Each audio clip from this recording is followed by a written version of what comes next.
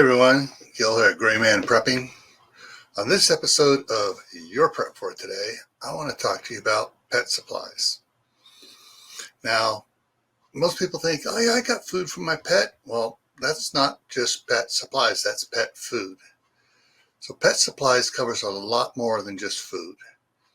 Now you got your food, you got whatever special treats you get for them. You have if it's a cat or a dog, you have flea powder, flea collars, regular collars, medications, all that sort of stuff is included. Do you have that stuff put away in your preps?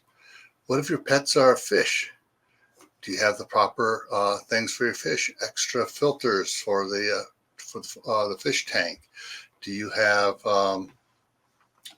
the medications and stuff for fish that you might need? What if it's a bird? Do you have the stuff for them? I know parakeets and certain other type of birds need to have a stone that they can sharpen their beaks on to break into the shells of their food. So you need to look at all aspects of whatever it is you need for your pet to keep your pet healthy and happy.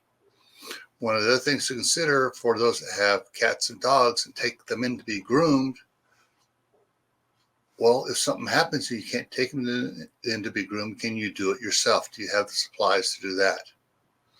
Well, think about it. Write down everything that your pet uses now and it needs to have to stay happy, and make sure you have extra of it in your preps. All right? And as always, stay happy no matter what life throws at you.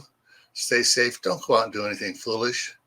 And most important of all, keep on prepping, adding to your preps both in food, water, and supplies for your other animals and stuff. All right?